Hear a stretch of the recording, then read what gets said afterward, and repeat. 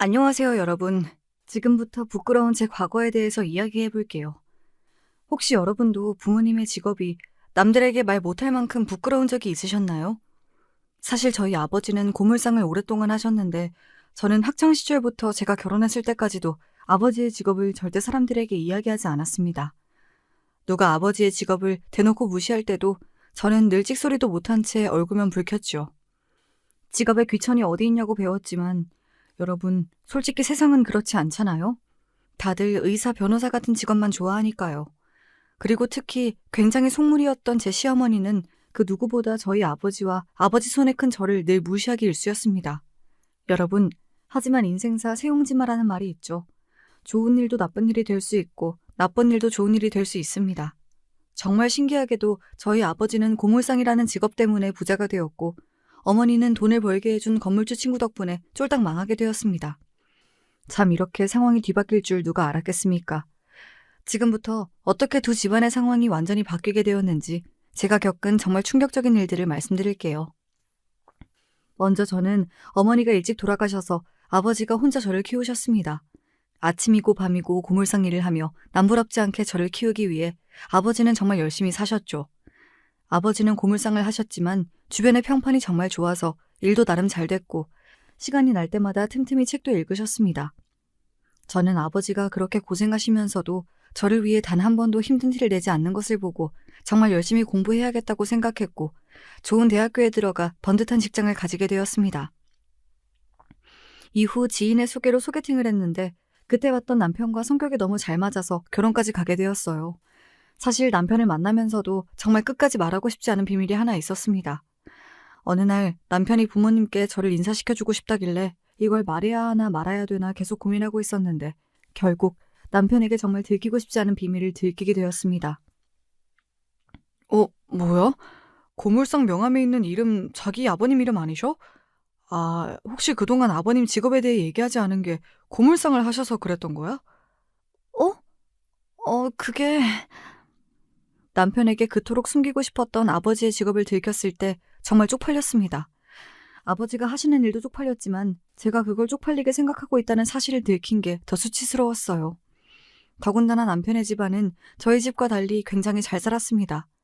어머님이 건물주 친구분의 권유로 재테크를 하시면서 대출을 받아 건물을 매입했고 이후 큰돈을 벌었다고 들었습니다. 제가 어머님을 우연히 만나뵌 적이 있었는데 친구분들도 너무 기품 있고 교양 있어 보이시고 여러모로 저희 집과는 아예 분위기가 달랐습니다.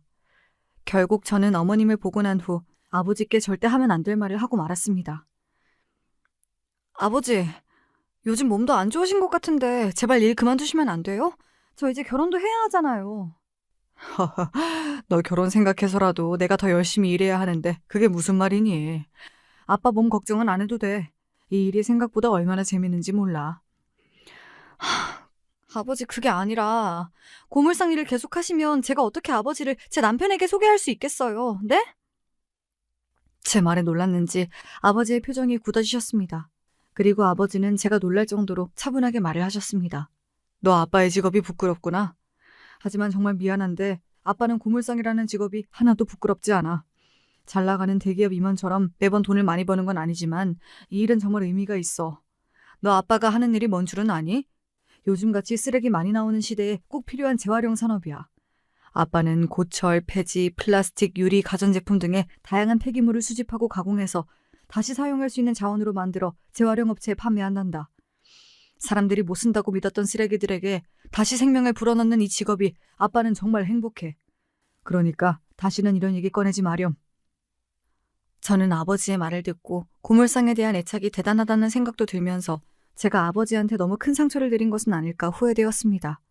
사실 제가 번듯한 직장을 다니면 언젠간 아버지가 이 고물상 일을 그만둘 줄 알았어요. 돈이 많이 되지도 않을 텐데 왜 쓰레기를 취급하는 이 일을 계속하는지 항상 이해가 안 됐거든요. 하지만 아버지의 이 말을 들으니 이제서야 이해가 됐습니다.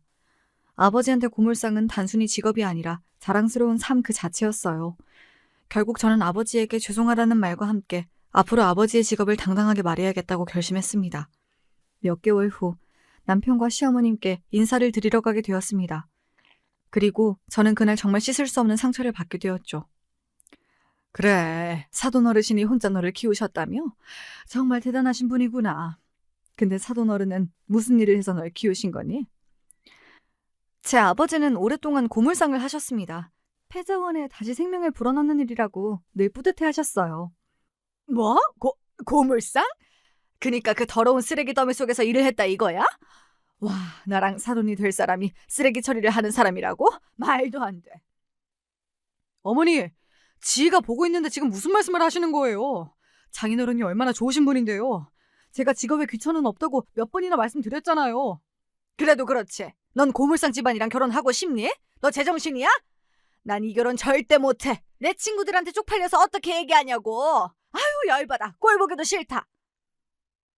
저는 어머님 말씀에 충격을 받아 그 자리에서 눈물을 흘렸고 남편은 저를 데리고 나왔습니다. 이후 남편이 저에게 계속해서 사과를 했지만 저는 그날 받은 충격을 아직도 잊을 수 없어요. 저는 남편과의 결혼을 포기하는 생각까지 했습니다. 여러분, 이런 상황 속에서 제 결혼은 어떻게 됐을까요? 어머님의 반대를 이겨냈을까요? 아니요. 어머님은 끝까지 저를 반대하셨습니다. 정확히는 제 아버지 직업을 반대하셨죠. 하지만 남편이 중간에서 중재자 역할을 정말 잘해주었고 저와 어머니를 계속 설득해서 겨우 결혼식을 올리게 되었답니다. 그 과정에서 남편은 어머니가 저를 최대한 못 만나도록 했습니다. 그리고 어머니와 남편이 몇 번이나 심하게 싸운 것 같았죠. 어머니와 싸우고 온 남편을 볼 때마다 너무 속상했어요. 이후 어머님을 뵀을 때 다행히도 제 아버지의 직업에 대해서는 더 이상 이야기를 꺼내지 않았습니다. 하지만 저에게 잘해주신 적은 없었어요. 늘 저를 탐탁지 않아 했죠. 제 결혼식 날에 어머님이 저를 대하는 분위기를 보고 아버지도 어머님이 저를 싫어하는 것을 어느 정도 눈치채셨는지 저에게 어머님이 좋아하시는 게 무엇인지 여쭤보더군요. 그리고 아버지는 혼수만큼은 아버지가 다 해주고 싶다고 저희에게 이야기했습니다. 아버지가 부담스러울까봐 걱정했는데 제 결혼 자금을 이미 모아두었다고 절대 걱정하지 말라고 하더군요. 결국 저희는 아버지의 도움을 받아 집 가구를 드리게 되었고 그러던 어느 날 아버지가 제가 정말 예상치 못한 행동을 하였습니다. 우리 집에 가구가 새로 왔던데 사돈 어른이 보낸 거니? 네, 가구요? 그래, 너희 혼수 장만하면서 우리 집 가구도 하나 사신 것 같더라. 근데 고물상 하시면서 이 돈은 어디서 났대? 괜히 우리 집이랑 수준 맞추려다가 사돈 어른 가랑이 찢어지는 거 아닌지 모르겠다. 아무튼 이거 너가 다시 가져가라. 어머님, 아버지가 저 몰래 준비한 선물인 것 같은데 혹시 디자인이 마음에 안 드실까요? 몰라, 제대로 보지도 않았어. 근데 안 봐도 뻔하지. 고물상 눈이 높아봤자 고물상이잖아. 그리고 이 가구가 새 거인지 폐자원인지 내가 어떻게 믿고 이걸 쓰니? 더러워 죽겠다. 난 너희 집 들어가는 혼수도 사돈 어른이 해주신 건 멀쩡한 게 있을지 모르겠어. 아유, 수준이 안 맞아 정말. 어머님은 그렇게 저희 아버지가 주신 선물을 제대로 보지도 않고 버려버렸습니다. 이후 아버지가 저에게 전화와서 어머님의 반응을 물어보셨는데 저는 어머님이 너무 좋아하셨다고 거짓말을 하고 말았죠. 아버지가 어떤 마음으로 어머님 집에 가구를 보냈을지 생각하니 참 마음이 아팠습니다. 아마 제가 무시당하지 않길 바라면서 보내신 거겠죠? 이렇게 어머님이 저와 저희 아버지를 무시하는 행동은 여기서 끝나지 않았습니다. 결혼 후에도 친척들 앞에서 저를 망신주며 수치스럽게 만드셨죠. 하루는 가족들끼리 다 같이 TV를 보고 있었는데 그때 어머님께서 정말 충격적인 말씀을 하시더군요. 어머, 저것 봐. 못 쓰는 쓰레기들이다. 예, 너는 이런 거 보면 정말 마음이 아프겠다. 사돈 어른이 매일 저 쓰레기들이랑 같이 일하는 거잖아, 그치? 아, 그래도 저렇게 더러운 쓰레기들만 있는 건 아니에요, 어머니. 그런 게 어딨어. 쓰레기가 쓰레기지. 더럽고 안 더럽고 못 쓰고 쓸 수 있고 이런 게 어딨니? 그래봤자 쓰레기인걸. 솔직히 너 사람들한테 한번 물어봐. 아무리 재활용된 거라고 해도 같은 물건이면 다 새 거 쓰고 싶어 할걸? 참, 나는 요즘 시대에도 고물상을 하는 사람이 있다는 게 신기해. 솔직히 너도 우리 집 시집 와서 참 운 좋은 거지. 아니면 저거 물려받아서 너가 나중에 고물상 할 수도 있었던 것 아니니? 어머니는 이렇게 제 아버지를 대놓고 언급하며 저와 저희 아버지를 무시하고 조롱했습니다. 그럴 때마다 저는 아버지께 정말 죄송했고 제가 더 잘 돼서 꼭 아버지가 이런 대접 안 받도록 정말 열심히 살아야겠다고 다짐했죠. 하지만 현실은 제가 원하는 대로 흘러가지 않았습니다. 우리 둘째 아들 또 승진했대. 다니는 회사도 대기업인데 사람들이 우리 아들을 정말 좋게 봤나 봐. 근데 지희, 너는 승진도 안 됐다며? 하긴 유전자가 고물상 아버지인데 너가 잘 되는 게 이상하지. 우리 아들들은 내 유전자를 받았잖아. 성공할 수밖에 없다니까? 너도 내가 건물주인 건 알지? 난 완전히 자수성가한 사람이잖아. 내가 진짜 똑똑하다니까? 근데 우리 아들들은 날 닮았으면 사람 보는 눈도 좋아야 하는데 왜 널 데려왔는지. 아휴. 어머니, 제가 기대에 못 미쳐서 죄송해요. 다음번에 꼭 승진해서 좋은 결과 전달드릴게요. 이렇게 제가 승진이라도 실패한 날이면 어머니는 늘 자신과 자식들을 자랑하며 저와 저희 아버지를 깎아내렸습니다.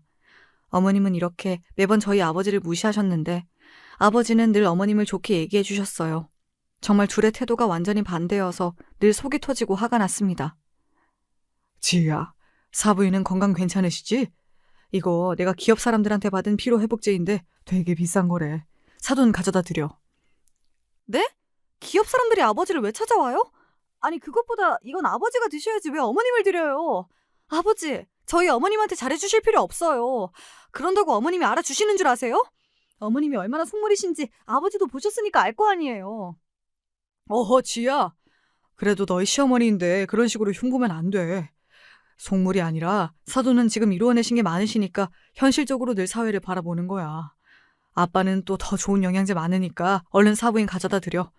그리고 혹시라도 돈 필요하면 아빠 걱정하지 말고 언제든지 얘기해. 알았지? 아버지가 돈이 어딨다고. 알겠어요. 아버지도 늘 건강 잘 챙기세요. 그렇게 저는 아버지가 주신 비싼 피로회복제를 어머님께 가져다 드렸습니다. 정말 웃긴 건 아버지가 준 거라고 하면 더럽고 싼 거라고 안 드시면서 백화점에서 사왔다고 하면 그렇게 잘 챙겨 드시더라고요. 같은 피로회복제인데도 말이에요. 참, 그 꼴이 우습고 어이가 없었습니다. 그렇게 어머님을 향한 미움과 원망, 아버지를 향한 미안함과 고마움이 쌓여가던 하루하루를 보내던 중 아주 좋은 소식이 생겼습니다. 여보, 나 드디어 승진했어. 아, 옆에서 자기가 프로젝트를 도와준 덕분이야. 정말 고마워. 나 곧 포상금도 받을 것 같은데 여보한테 다 줄게. 우리 엄마한테는 비밀로 하자. 와, 드디어 승진이라니. 진짜 너무 기쁘다. 여보, 정말 나 그 돈 가져도 돼? 사실 내가 얼마 전에 아버지 만났는데 트럭이 너무 덜컹거리더라고. 낡기도 했고. 내가 타려고 올라가다가 글쎄 넘어질 뻔했다니까? 내 돈이랑 당신이 준 포상금 합쳐서 아빠 트럭을 바꿔드리면 안 될까? 당연히 되지. 장인어른은 트럭이 낡았으면 진작 우리한테 말씀이라도 하시지. 난 몰랐네. 여보가 보고 좋은 걸로 바꿔드려. 여보, 진짜 고마워. 내가 어머님한테도 앞으로 더 잘할게. 저는 남편과 이 대화를 한 후 정말 오랜만에 빠르게 심장이 뛰었습니다. 그동안 아버지한테 제대로 효도도 못한 것 같은데 제가 차를 바꿔드리면 얼마나 좋아하실까요? 이후 아버지가 탈 만한 트럭을 찾아보았는데 남편의 포상금으로는 턱도 없더라고요. 결국 저는 적금을 늘리고 부업도 하기 시작했습니다. 회사 일도 하면서 주말에 부업까지 하니 너무 힘들더라고요. 하지만 아버지가 새 트럭을 받고 웃는 모습을 생각하며 열심히 버텼습니다. 그리고 드디어 목표 금액을 달성했고 아버지한테 드릴 새 트럭을 샀습니다. 이후 아버지한테 달려갔죠. 아버지의 반응이 무척 궁금했습니다. 저 왔어요. 얼른 나와보세요. 뭐야? 왜 트럭을 타고 왔니? 새 거 같은데 누구 거야? 아버지 드리려고 제가 열심히 돈 모아서 산 거예요. 남편이 받은 포상금도 좀 보탰고요. 어때요? 마음에 드세요? 뭐? 이게 내 거라고? 세상에, 이렇게 좋은 선물은 태어나서 처음 받아본다. 너무 고마워. 근데 돈도 없을 텐데 뭐하러 이런 걸 샀어? 아빠 트럭 있는데. 지금 타고 계신 트럭이 너무 낡았잖아요. 저 키우느라 고생하셨으니까 이제 트럭만큼은 제발 새 거 타고 다니세요. 제가 아버지 일 그만두란 말은 이제 절대 안 할 테니까 대신 낡은 트럭만큼은 버리세요. 제가 이 말을 하자 아버지 눈에는 눈물이 맺혀 있더군요. 이럴 줄 알았으면 진작 사드릴 걸 그랬나 봅니다. 새 트럭을 모는 아버지를 보며 정말 뿌듯한 마음이 들었고 저는 가벼운 발걸음으로 집에 갔습니다. 그리고 다음 날 제가 아버지한테 트럭을 선물해준 일 때문에 정말 어이없는 일이 일어났습니다. 문 열어! 당장 열어! 어머니! 아침부터 연락도 없이 무슨 일이에요? 너 진짜 제정신이니? 왜 우리 아들이 힘들게 번 돈을 막 써? 어머니 숨 막혀요. 멱살 좀 놓고 말하세요. 아니 아침부터 대체 무슨 말씀을 하시는 거예요? 야! 네가 돈이 어딨다고 네 아빠 차를 바꿔줘? 네 아빠, 아니 사돈 어른이 카톡에 올렸더라. 이것 좀 봐라. 우리 딸이 사준 새 트럭하고 떡하니 프사를 바꿔놨던데 이거 나랑 우리 아들 몰래 너가 산 거 맞지? 진짜 미쳤구나. 돈 아까워 죽겠네. 고물상이 뭐하러 이런 비싼 트럭을 타? 어머니, 제가 제 아버지 차 사주는 게 무슨 잘못이 있다고 저한테 이러시는 거예요? 형진 씨랑 상의해서 산 거고 제가 프로젝트 도와줘서 형진 씨가 포상금 받은 돈이랑 제가 회사 다니면서 부업까지 해서 열심히 번 돈 모아서 처음으로 사들인 트럭이에요. 웃기고 있네. 전부 다 우리 아들 돈인 거 내가 모를 줄 알아? 너 당장 그 차 팔아서 나한테 그 돈 내놔. 아니면 사돈한테 당장 전화해서 그 돈 우리 아들 돈이라고 이야기할 거야. 고물상 일하면서 참 자식 돈 뜯어먹고 살고 싶을까? 하여튼 이래서 수준 낮은 집안이랑 사돈이 되면 안 되는 거라니까. 너 당장 그 차 팔아서 돈 내 통장으로 보내. 내가 내일 결혼식에 사돈 어른이 저 트럭 타고 오는지 택시 타고 오는지 무조건 확인할 거야. 어머니, 그게 무슨 말이에요? 그리고 아직 얘기 안 끝냈는데 어디 가세요? 참, 아침부터 이게 무슨 일인지 어머님은 저렇게 자기 말만 하고 그대로 가버렸습니다.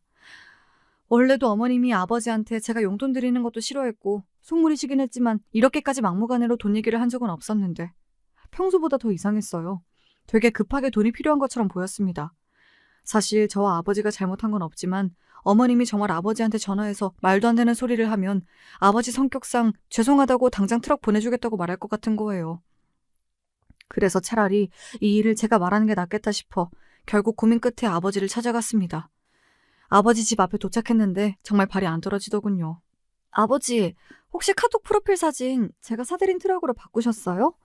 그럼 우리 딸이 사준 건데 여기저기 자랑해야지. 어때? 사진도 잘 찍었지? 네. 아버지 정말 죄송한데 카톡 사진 내려주시면 안 될까요? 다시 옛날 트럭으로 사진 바꿔서 새 트럭을 판 것처럼 딱 일주일만 연기하면 될 것 같아요. 뭐? 대체 갑자기 그게 무슨 말이야? 너가 나한테 트럭 사줬다고 뭐라 했니? 아니 돈 보태준 사람은 윤서방밖에 없는데 누가 너한테 그런 말을 한단 말이야? 아버지 정말 죄송해요. 사실 어머님이 아까 아침 일찍 찾아와서 형진 씨가 번 돈을 막 쓴다고 당장 아버지한테 드린 트럭을 팔라고 난리를 치시더라고요. 아니면 아버지한테 전화해서 제가 형진 씨 돈 막 쓴다고 말하고 내일 결혼식 때 아버지가 타고 온 차 확인한다고 해서 제가 먼저 전화드린 거예요. 아버지, 어머님이 별나고 속물인 거 아시잖아요. 어차피 곧 까먹으실 테니까 잠깐만 연기해 주시면 안 될까요? 이런 부탁드려서 죄송해요. 저 정말 못난 딸이에요.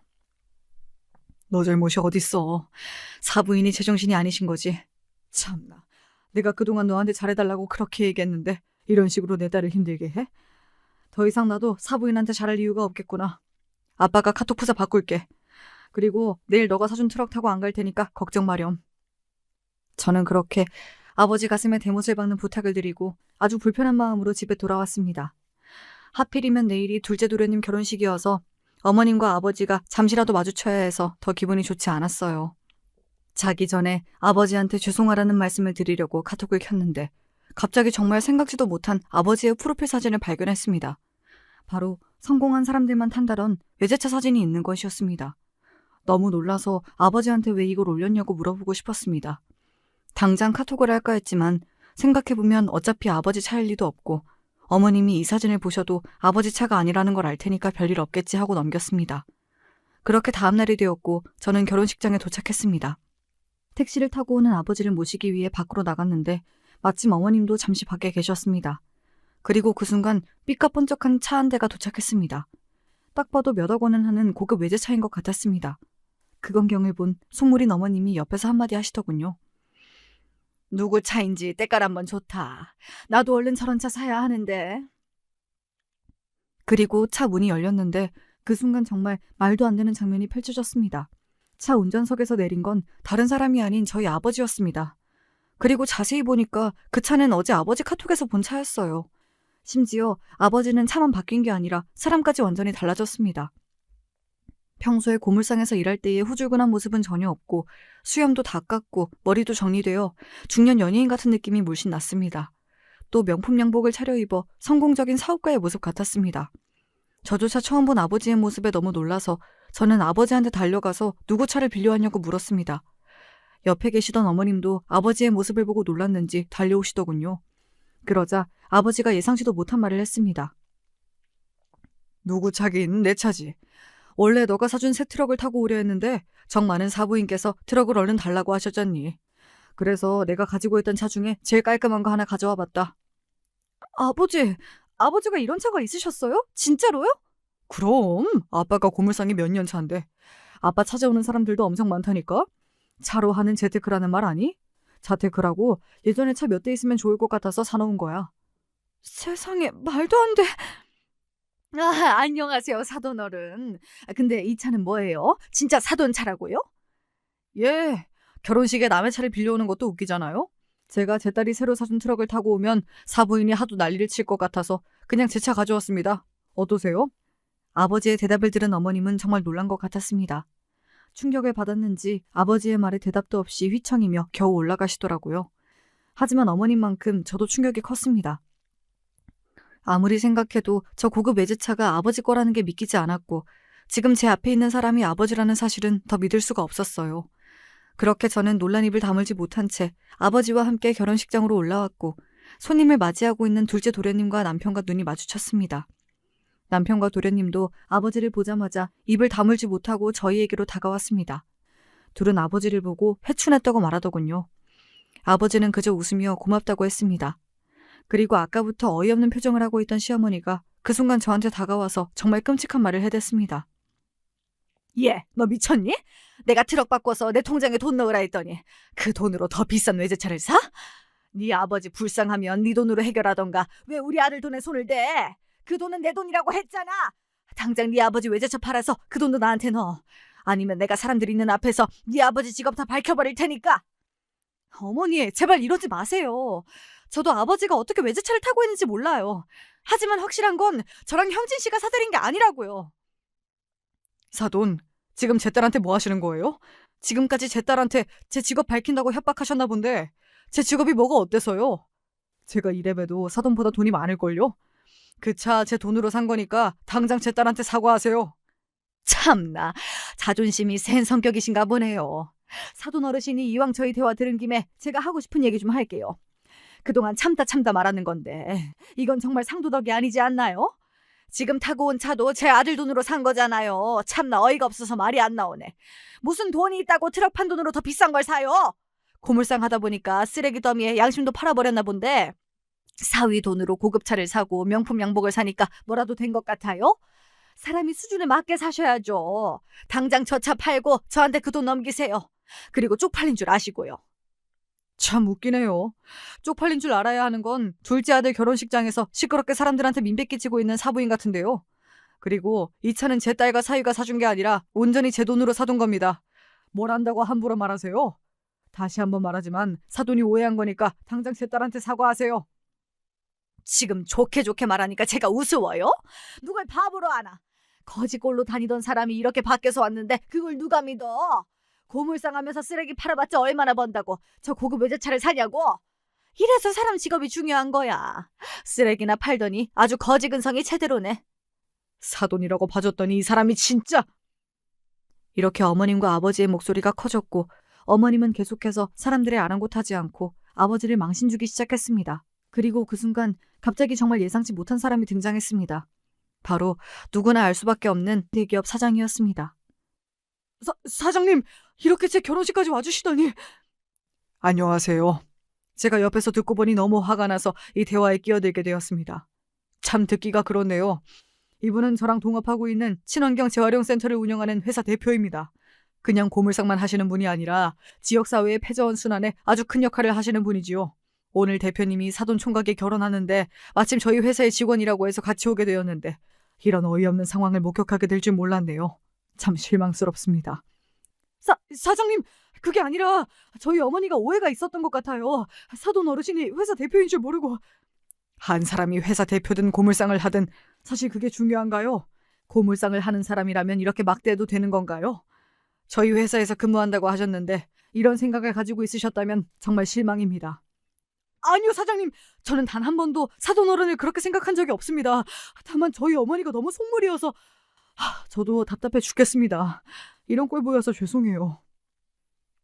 둘째 도련님, 즉 오늘 예식의 주인공인 신랑이 한숨을 푹푹 쉬며 고개를 숙이자 주변 사람들이 더 수군거리기 시작했고 주변을 살펴보니 어머님은 정말 충격을 받은 눈빛이었습니다. 그리고 그 순간 아버지가 갑자기 어머님한테 예상치 못한 말을 꺼냈습니다. 제가 오늘 오면서 사부인이 정말 좋아할 만한 선물을 들고 왔는데 안타깝게도 이건 못 드리겠네요. 아버지가 이 말을 하면서 꺼낸 건 시어머니가 그토록 원하던 고급 리조트 VIP 회원권이었습니다.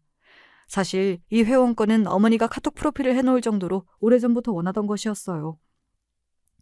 어머님은 회원권을 보고 당장 가져가려고 했지만 그 순간 아버지의 행동에 어머님은 물론 모든 사람들이 안타까워하며 소리를 질렀습니다.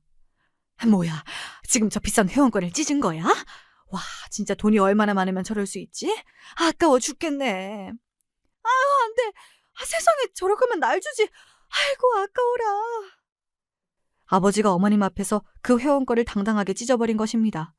어머님은 충격을 받아 눈이 커졌고 찢어진 종이 조각을 챙기기 시작했습니다. 그리고 그 모습을 지켜보던 아버지가 어머님한테 얘기했습니다. 이렇게 예의 없고 무례한 사람한테 주긴 참 아까운 선물이죠. 이 말을 듣고 시어머니는 정말 멘붕 상태에 빠진 듯 했습니다. 그동안 당당하게 제 아버지를 무시했었는데 이 순간에는 아무런 말도 하지 못했죠. 어머님의 표정은 일그러졌고 눈으로 아버지를 째려보고 있었습니다. 그리고 아버지와 대기업 사장님은 웃으며 결혼식장을 빠져나갔고 어머님은 갑자기 소리를 지르며 분노하기 시작했습니다. 그동안 자신이 무시하던 사람에게 완전히 무시당했다는 사실에 이성을 잃어버린 것이죠. 그리고 이 모든 광경을 지켜본 친척분들이 수군거리는 소리가 들렸습니다. 와, 저분이 정말 고물상 하신다는 분 맞아? 그동안 첫째 아들이 가난한 고물상 사돈이랑 결혼했다고 난리를 치더니 뭐야, 완전 잘 나가는 사람이었네. 참나, 무시할 만한 사람이 아니었는데? 저 대기업 사장 정말 유명한 사람인데 저렇게 같이 다니는 거 너무 멋있다. 진짜 대단한데? 그렇게 저희 아버지를 고물상이라고 무시하던 시선들도 한순간에 바뀌기 시작했습니다. 그리고 안타깝게도 둘째 도련님은 가장 행복해야 할 결혼식 날 이미 혼이 나간 듯 했습니다. 어머님의 눈에도 후회와 걱정이 가득했죠. 남편과 제가 어떻게든 이 분위기를 수습해보려 했지만 사실상 불가능이었습니다. 사실 이 모든 건 어머니가 만든 결과였죠. 제 아버지를 공개적으로 무시하지만 않았다면 이 모든 일들이 일어나지 않았을 테니까요. 그렇게 놀라움의 연속이었던 논란의 결혼식이 끝나고 저는 아버지와 대화를 나눴습니다. 사실 제가 가장 궁금한 건 고급 외제차였어요. 저도 고물상 직업이 돈을 많이 벌 거라고 생각하지 못했기 때문에 대체 아버지가 저 차를 어떻게 가지고 있는지 너무 궁금했습니다. 아버지께 오늘 결혼식에서 봤던 차를 대체 언제 샀냐고 물어보았더니 제가 생각지도 못한 이야기를 꺼내더군요. 아버지는 그동안 고물상을 하면서 재테크 관련 공부를 하였고 친환경 재활용 산업에 늘 관심을 가지고 있었다고 하네요. 이후 이 사업에 관심이 많은 대기업에게 먼저 프로젝트를 제안해 지역의 재활용 쓰레기와 기업에서 발생하는 쓰레기를 처리하는 프로젝트를 진행하였다고 합니다. 그리고 프로젝트의 성과가 좋아서 돈을 많이 벌 수 있었다고 해요. 그래서 나중에 돈을 많이 모아서 제가 예전에 하고 싶어 했던 카페를 차려줄 생각이었고 이 고급 외제차도 저 주려고 얼마 전에 사놓은 것이라고 합니다. 저는 아버지의 말을 듣고 제가 그동안 아버지를 너무 몰랐다는 생각이 들었습니다. 제가 생각한 것보다 아버지는 훨씬 똑똑한 사람이었어요. 그리고 아버지는 그동안 사업을 함께 논의해왔던 대기업 사장과 함께 새로운 사업 계약을 얼마 전에 체결했다고 했습니다. 그 사업은 바로 지역에서 가장 큰 친환경 재활용 센터를 만드는 것이었습니다. 아버지는 그냥 쓸 수 있는 쓰레기를 팔고 계셨던 게 아니라 고물상 일을 통해 지역사회에 필요한 재활용 쓰레기와 관련된 큰 흐름을 보고 계셨던 것입니다. 세상에, 아버지가 대기업과 동업자가 되었다니. 저는 정말 이게 꿈인지 생시인지 구별이 안 갔습니다. 이후 저는 아버지한테 더 많은 이야기를 듣기 위해 남편에게 며칠 동안 아버지와 함께 있겠다고 이야기했습니다. 그렇게 아버지가 사업을 일궈왔던 이야기를 들으며 행복한 시간들을 보내고 있었는데 갑자기 어머님한테서 전화가 왔습니다. 저는 저희 아버지한테 사과를 하려고 전화한 줄 알았는데 어머님이 저한테 전화하신 이유는 정말 충격적이었습니다. 얘야, 혹시 사돈어른 옆에 계시니? 같이 있으면 제발 좀 바꿔주렴. 무슨 일이세요? 저희 아버지한테 사과하려고 전화하신 건가요? 그런 거라면 옆에서 아버지가 들을 수 있게끔 소리를 크게 해둘게요. 말씀하세요. 그게 아니라 큰일 났어. 내가 투자한 곳에서 지금 부도가 났어. 전 재산을 끌어다가 투자했는데 부도가 나서 지금 모든 재산이 넘어가게 생겼다. 주택담보대출도 받아서 곧 돈을 갚지 못하면 집도 날아가는데 어쩌면 좋아. 네? 어머니, 지금 무슨 말씀을 하시는 거예요? 이거 둘째 도련님이랑 제 남편도 알고 있어요? 네? 아무도 몰라. 알면 아들들한테 나 죽는다. 절대 말하면 안 돼. 너가 사돈어른 설득해서 제발 나 돈 좀 빌려주렴. 사돈이 사실 숨겨진 재산도 많다며. 그냥 고물상인 줄 알았더니 결혼식 때 보니까 완전 대단한 사업가이시더구나. 내가 그런 분을 몰라보고 그렇게 함부로 말했다니. 내가 참 사람 보는 눈이 없었어. 혹시 옆에 사돈어른 계시니? 계시다면 빨리 나 바꿔줘, 얼른. 어머님, 아버지 옆에 안 계세요. 그리고 먼저 아들들한테 이 사실 말하세요. 저희 아버지랑 어머님 돈 문제로 엮이는 거 저는 절대 원하지 않아요. 죄송해요. 끊겠습니다. 저는 그렇게 어머님의 전화를 끊었고 전화를 끊고 나서도 어안이 벙벙했습니다. 늘 성공한 자수성가 건물주로 돈이 많았던 어머님의 집이 넘어가고 전 재산이 날아갔다니 이게 대체 무슨 말인지 머리가 어질어질했습니다. 그리고 그 순간 옆을 보고 깜짝 놀랐습니다. 밖에 나간 줄 알았던 아버지가 문 앞에서 이 얘기를 모두 듣고 계셨던 거예요. 저는 아무 말도 하지 못한 채 아버지한테 절대 시어머니 문제로 손 벌리는 일 없게 하겠다고 했습니다. 아버지는 저한테 이 일을 어떻게든 남편한테 먼저 이야기해야 한다고 했고 결국 아버지의 말대로 저는 바로 집으로 가 남편에게 이 사실을 전했습니다. 처음에 남편은 어머님이 망한 사실을 절대 믿지 못했습니다. 하지만 남편이 어머님한테 전화를 해보고 나서는 이 사실을 믿더군요. 남편의 표정은 정말 절망스러워 보였습니다. 남편이 말하길 어머님이 사실 자식들 몰래 고급 사치와 유흥을 많이 즐기셨다고 합니다. 그래서 친구들과 계속 그 생활을 즐기기 위해 더 큰 돈이 필요했고 그 돈을 구하기 위해 주택담보대출까지 받으며 고수익 투자에 뛰어드신 거라고 하네요. 심지어 어머님에게 이 위험한 투자를 추천한 사람은 어머님이 투자로 성공할 수 있게 도와준 부자 친구였습니다. 그분도 어머님과 함께 쫄딱 망했다고 합니다. 남편에게 이 말을 듣자마자 제 머릿속을 스쳐 지나가는 장면이 한 개 있었습니다.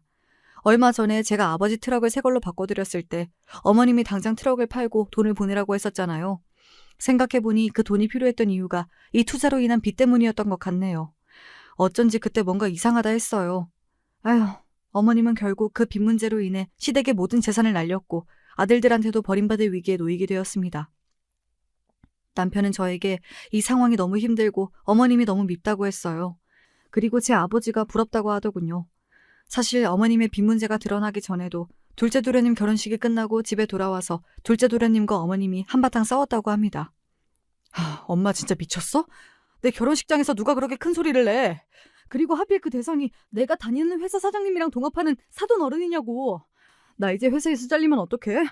그동안 엄마가 사돈 어른한테 그렇게 못되게 굴었으니까 나한테도 불똥 튈 수 있는 거 아니야? 안 그래도 요즘 상사한테도 미움받고 있어서 다음 승진 걱정인데 사돈 어른이 우리 회사에 진짜 영향력 있는 사람이 되면 내가 어떻게 살아남겠냐고. 내가 이렇게 될 줄 알았니? 이게 고물상이 대기업이랑 협업해서 잘 될 줄 알았으면 내가 그렇게까지 안 했지. 내가 사돈 어른께 사과드릴 테니 걱정 마. 엄마, 지금 그걸 말이라고 하세요? 제가 사돈 어른 무시하지 말고 사람들 사람으로 예의 챙겨달라고 예전부터 부탁드렸잖아요. 장인어른이 지금 제일 큰 친환경 재활용 센터를 운영하시고 대기업들이랑 프로젝트도 앞으로 더 많이 하실 텐데 그동안 엄마가 장인어른한테 함부로 굴어서 장인어른이 우리한테 무슨 도움을 주겠냐고요. 그래, 나도 그렇게 생각해. 내가 왜 그랬는지 모르겠다. 정말 후회하고 있어. 내가 고물상한테 잘 보여야 될 상황이 있을 줄 어떻게 알았겠냐고. 몰라, 머리 아파. 정말 돈 많은 줄 알았으면 진작에 잘해둘걸. 사돈은 이때까지 왜 그 사실을 숨긴 거야. 아유, 망했다, 망했어. 어쩐지 결혼식이 끝나고 어머님이 그동안 고물상이라고 아버지를 무시해서 미안하다는 장문을 보내왔는데 아들들과 이런 일이 있었나 보네요. 어머님은 결혼식장에서 충격적인 사실이 밝혀진 후 그동안 저희 아버지를 무시해왔던 모든 행동이 자신과 아들들한테 되돌아올까 두려워하는 것 같았습니다. 아버지한테 어머님이 보낸 장문의 메시지를 보여줬지만 아버지는 어머님의 사과를 받아주지 않으셨어요. 그런데 누가 봐도 당장 급한 불을 끄기 위한 억지 행동 같았습니다. 남편은 그동안 어머님이 아버지한테 한 행동이 너무 신경 쓰였는지 계속 저에게 장인어른께 너무 죄송하다는 말을 반복했습니다. 그리고 둘째 도련님이 혹시라도 회사에서 잘리진 않을까 걱정하길래 제가 저희 아버지는 절대 그럴 사람 아니니 걱정 말라고 얘기해 주었습니다. 이후에도 남편은 아버지한테 잘 보여야 된다고 생각하는 것 같았어요. 그래서 저는 남편에게 아버지가 해준 말을 그대로 전달해 주었습니다.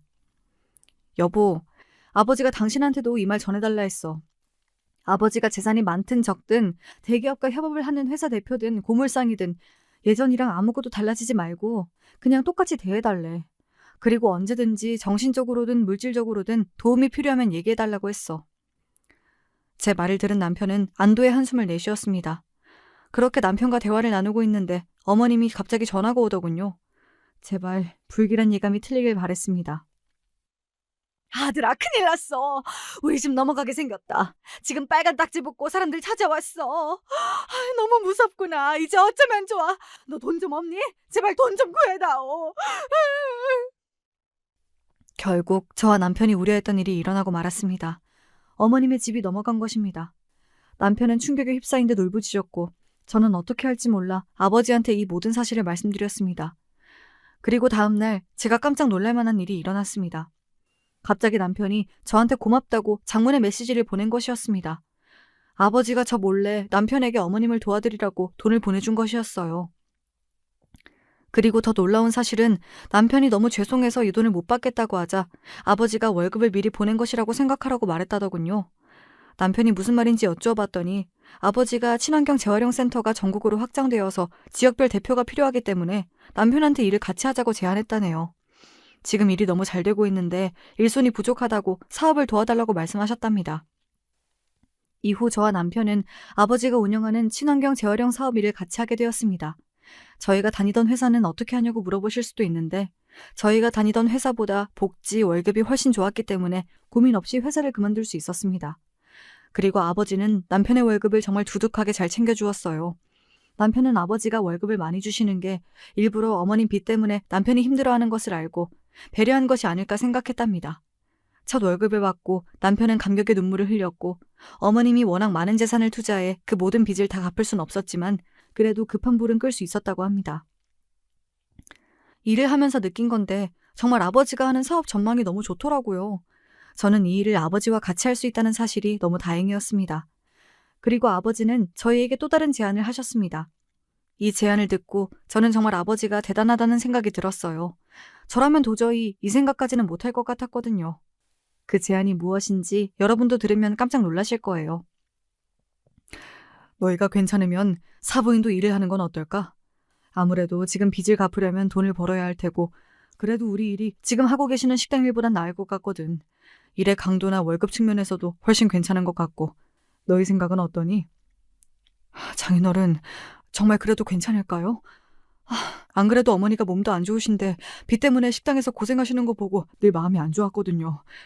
저희 어머니가 장인어른한테 잘해드린 것도 아닌데 이런 제안 해주셔서 정말 감사합니다. 제가 진짜 더 잘할게요. 남편은 이 얘기를 듣고 계속 아버지한테 감사 인사를 하며 눈물을 흘렸고 어머님은 그렇게 저희 아버지의 회사에서 일을 하게 되었습니다. 처음에는 자존심을 부리며 절대 이 일을 하지 않겠다고 했지만 계속 빚쟁이들이 연락이 오자 어쩔 수 없이 일을 같이 하겠다고 하더군요. 이후로도 아버지의 사업은 계속 승승장구했고 친환경 재활용뿐만 아니라 태양열 에너지 사업까지 확장하게 되었습니다. 여러 대기업에서 아버지 회사의 소문을 듣고 더 많은 프로젝트를 제안했다고 하네요. 사실 아버지가 하시는 일을 옆에서 직접 보면서 저는 정말 충격적인 사실을 많이 알게 됐습니다.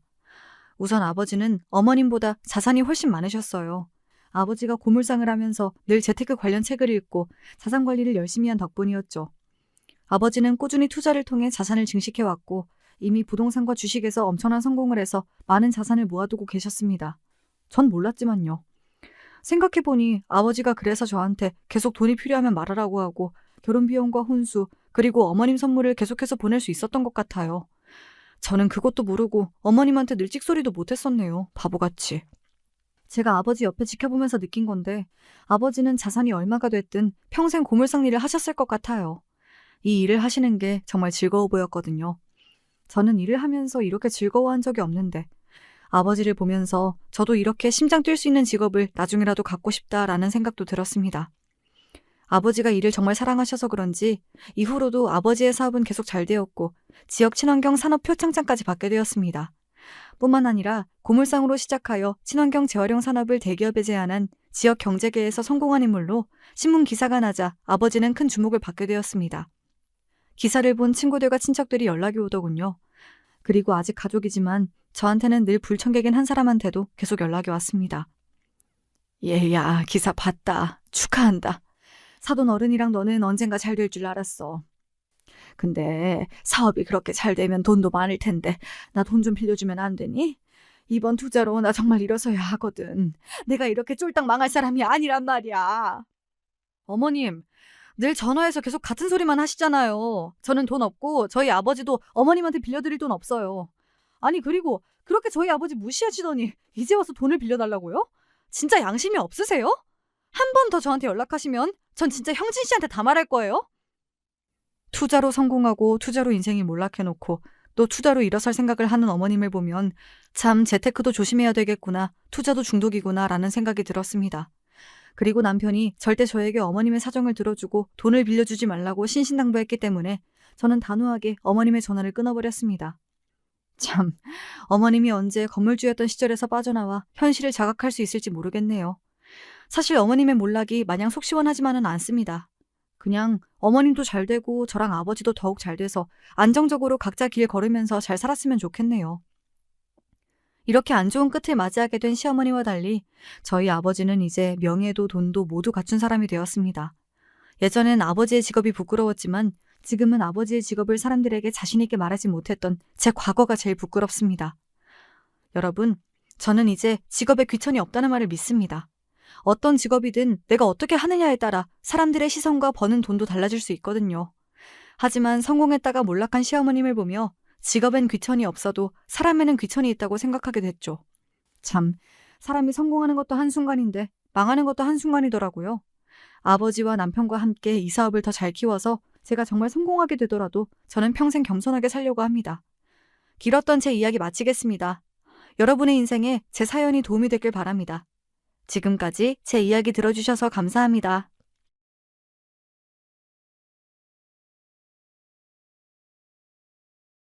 안녕하세요. 전 인생의 후반부를 의연한 마음으로 살아가고 있는 나이든 여자입니다.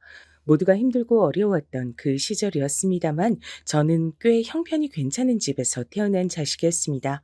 집안에 있는 문제라고 해봤자 당시에 팽배했던 남아 선호 사상으로 인해 딸들이 차별을 당한다는 정도가 전부였던 것 같네요. 제 친정 아버지께선 일찍이 사업을 시작하신 분이었습니다. 엄마께선 원체 어려운 형편 속에 자라나신 분이었어요. 외가는 하도 가난해서 오죽하면 가족들이 뿔뿔이 흩어져 살았던 집안이었습니다. 그런 집안에서 난 분이셨으니 돈이 없어서 쫄쫄 굶어야 했던 서름에 비하자면 시집살이로 겪는 각종 구박들을 참아낼 만한 것이라고 엄마께선 제 앞에서 그런 말씀을 하신 것이었겠죠. 저는 그런 얘기를 들으며 제가 딸이기 때문에 남동생보다 예쁨을 받지 못하고 자주 혼이 나면서 사는 것이 가난하기 때문에 끼니를 굶으며 사는 것보단 나은 것이란 생각을 했던 것 같아요. 그런 식으로 전 저만의 긍정적인 지점을 찾아가던 아이였죠. 그러다 제가 가진 그 긍정적인 희망이 박살나고야 말았습니다. 교통사고가 났어요. 저희 집의 자랑이기도 했던 자동차가 완전히 형체도 알아볼 수 없을 만큼 찌그러져 버린 대형 사고였습니다. 차량에서 튕겨져 나가 풀숲으로 떨어지셨던 엄마께선 목숨을 부지하실 수 있었습니다. 그러나 친정아버지와 제 남동생은 그 자리에서 숨을 거두고 말았어요.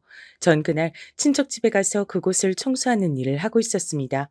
청소나 해야 하는 것에 서러움을 느끼고 있었는데 그런 끔찍한 소식이 들려와서 전 그게 현실이 아닌 줄로만 알았습니다. 잘못 들은 줄 알았지만 현실이었죠. 내 아들, 불쌍한 내 아들 살려내. 내 손주 강아지 살려내. 이럴 순 없는 거야. 어떻게 하늘이 이토록 무심할 수가 있어? 몸부림을 치시는 친할머니의 모습이 어린 마음에 너무 무서워서 전 울음을 터뜨렸습니다.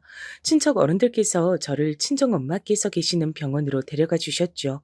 그리고 수술은 무사히 끝났으나 의식을 찾지 못하고 계신 친정엄마의 상태를 보고 눈물이 하염없이 흘렀습니다. 그리고 세상에 존재하는 모든 신을 향해서 빌고 또 빌었어요. 제발 우리 엄마만은 살려주세요. 엄마까지 없으면 저는 못 살아요.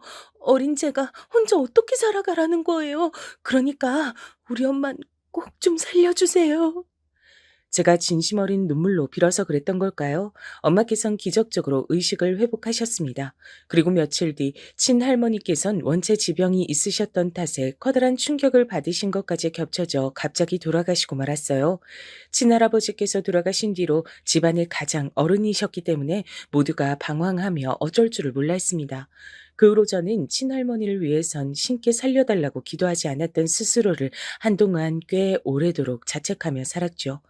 끔찍했던 교통사고는 졸음 운전으로 마주 달려오던 차량을 피하시려고 친정 아버지께서 차량을 틀다가 벌어진 것이었고, 관련해서 그 어떤 보상금도 나오지 않았습니다.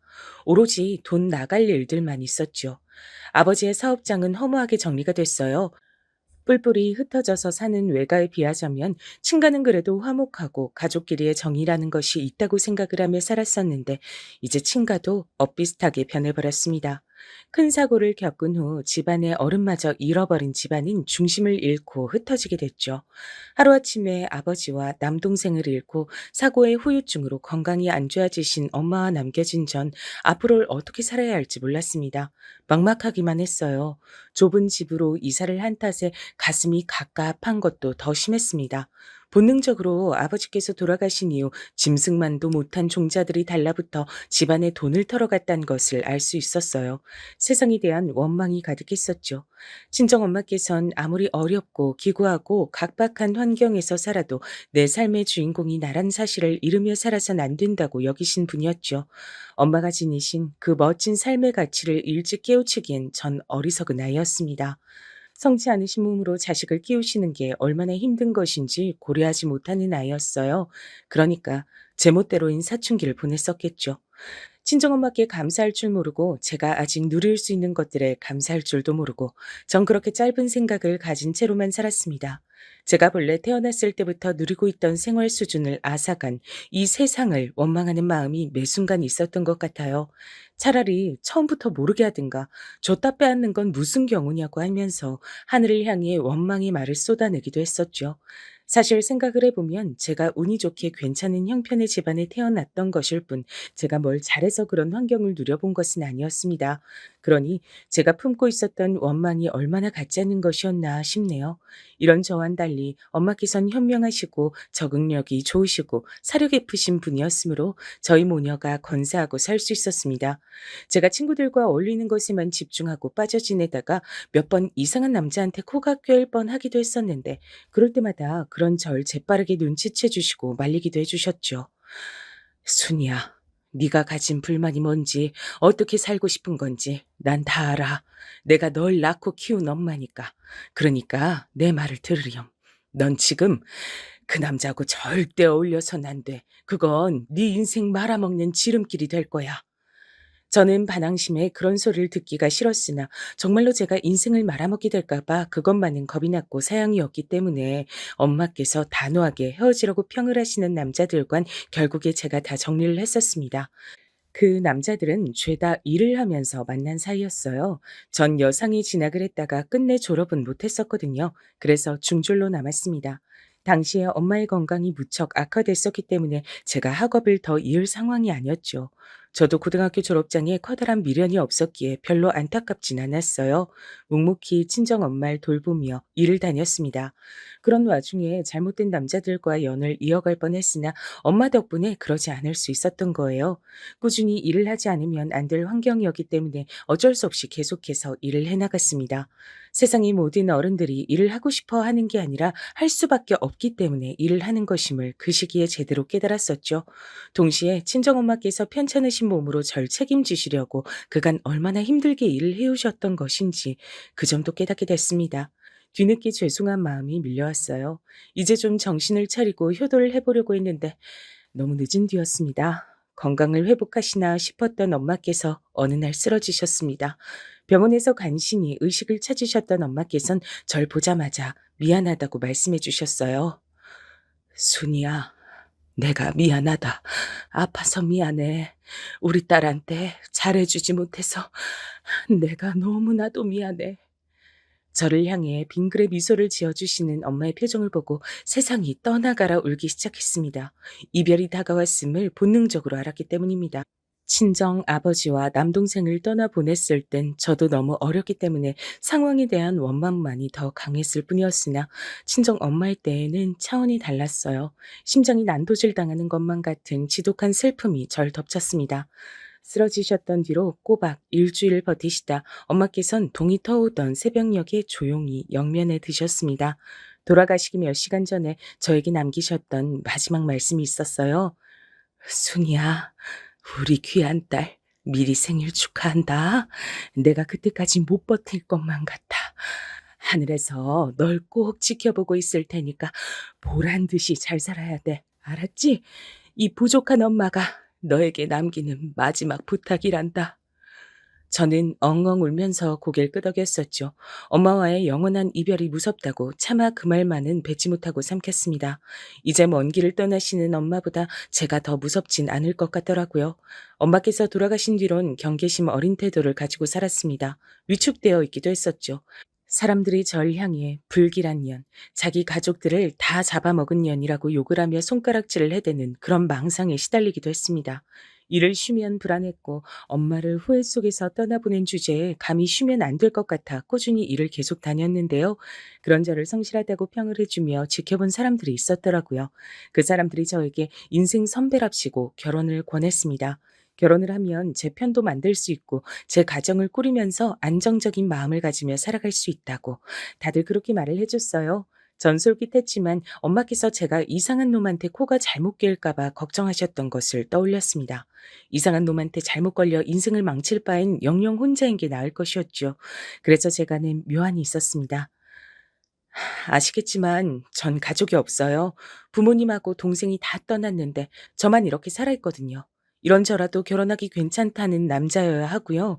그리고 무엇보다 주머니 사정이 넉넉해야 합니다. 전 돈이 없어서 눈물 나게 힘든 거, 아껴 쓰느라고 줄임배를 움켜줘야 하는 거, 이런 건 사절이거든요. 돈 걱정은 제가 안 하고 살 수 있게 해줄 수 있는 남자였으면 좋겠어요. 그런 남자가 아님 싫습니다. 제가 원하는 정확한 조건을 내건 것이었어요. 그러자 저에게 결혼을 권했던 자칭 인생 선배들이 혀를 내두르며 저마다 고개를 흔들었었죠. 그런 조건의 남자가 저 같은 여자와 대뜸 결혼할 리가 없으니 정신 좀 차리라고 저한테 그런 말들을 하는 눈빛이었습니다. 전 굴하지 않았어요. 타협할 이유도 없었죠. 가족도 없으니 무대뽀 정신을 발휘하며 사는 게 낫겠다 싶었습니다. 그런데 놀랍게도 이런 저의 이야기를 우연히 전해 듣고 저와 한번 만나보고 싶다는 남자가 등장을 한 겁니다.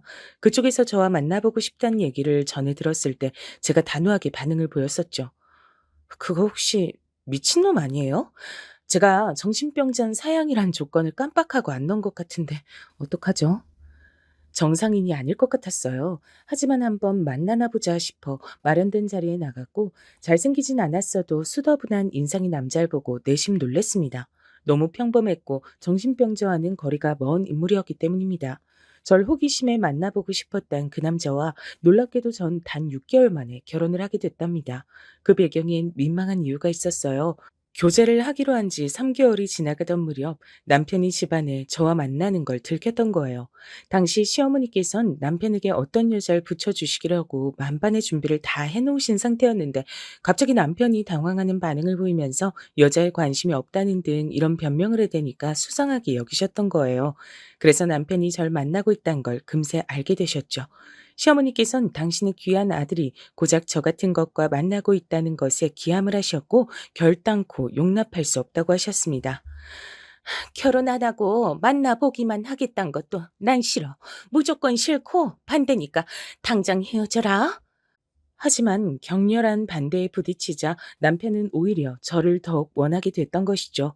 엄마께선 생전에 호된 시집살이를 당하시던 무렵에 다시 시간을 돌릴 수 있다고 해도 친정 아버지와 결혼을 하실 거라고 저에게 말씀을 하셨던 적이 있었어요. 제가 그 이유를 여쭤봤었는데 아버지 정도면 어쨌든 자기 처자식을 책임져야 한다는 생각이 강한 남자기 때문에 인생을 함께할 동반자로 적합하다 그러셨죠. 남편을 보면서 엄마의 발언이 전 떠올랐고 왠지 제 인생을 맡겨도 될 것 같다는 기분에 사로잡혔습니다. 그래서 손뼉이 마주쳤고 박수 소리가 났던 겁니다. 저와 남편 사이에서 생명이 싹튼 것이었죠. 전 원래 달마다 월경이란 걸 규칙적으로 했던 몸이었기에 임신 사실을 바로 알아차릴 수 있었습니다. 그때부턴 속전속결이었어요. 시댁에서 임신한 몸이 된 절 받아줬던 거죠. 그러나 가뜩이나 절 마음에 안 들어하고 있던 시댁 사람들에게 임신을 하여 어쩔 수 없이 받아주게 된 저란 존재는 미운 오리 새끼 같은 것이었어요. 아니, 그건 표현이 좀 귀엽네요. 저는 조금의 귀여움도 받지 못하는 존재였으니 더 못했던 듯 싶습니다. 저를 눈의 가시로 여기는 시댁 사람들의 눈총을 받으며 심란해지던 순간마다 저는 친정엄마를 떠올렸습니다. 뭐 하나 내세울 것 없던 보잘것없는 친정을 두었던 탓에 한없이 머리를 숙이시며 사셨지만 그럼에도 가난해서 굶는 생활은 하지 않기에 결혼해서 다행이라고 말씀을 하셨던 그분의 꿋꿋하던 모습을 떠올리며 나라고 못할 거 있나 라는 마음을 먹었습니다. 저도 친정엄마처럼 굳건하게 버티면서 그렇게 살아볼 요량이었어요. 길에서 만나는 아무 아가씨를 데려다가 놔도 열이면 열 전부 다 너보단 나을 거다. 우리 아들이 왜 하필 너 같은 것한테 눈길이 갔을까? 그걸 막지 못한 게 내 인생에서 가장 천후의 한이야. 내가 엄마로서 자격이 실격인 것 같아. 너라는 오물을 우리 아들의 인생에 묻히게 두다니. 널 보고 있으면 내가 엄마 자격 실격이란 생각이 들어서 아주 기분이 나쁘구나. 시어머니께선 서슴없이 저에 대한 불만을 그렇게 표현하시던 분이었습니다. 좋은 소리만 들어도 쉽게 귀가 펴지 못할 상황이고 환경이었는데 그런 구박만 듣고 있자니까 정말이지 저야말로 기분이 나쁘더군요. 불러오는 벨을 매만지며 기분 나쁜 감정들을 억지로 삼켜내곤 했었죠. 어느 날 시어머니께선 제 머리통을 세게 후려치시기도 했어요. 함께 부엌 일을 하고 있던 와중이었는데 제 손끝이 야무지지 못한 게 보여서 당신의 기분이 상했단 것이 저의 죄목이었습니다. 맞은 머리가 아파서 서러워하고 있는 저에게 시어머니께선 엄살 떨지 말라며 짜증을 내셨어요. 만일 네가 임신 중이 아니었다면 등짝이며 엉덩이를 내가 마음먹고 세게 걷어차줬을 일이야. 임신했으니 크게 봐주는 거라고도 하셨습니다. 시어머니께서는 저에게 살림을 알려주시겠다는 명목으로 절 항상 부려먹으셨어요. 가뜩이나 임신을 해서 둔하고 힘들어진 몸으로 저는 시도 때도 없이 시어머니의 부름에 움직이며 노동을 해야만 했습니다.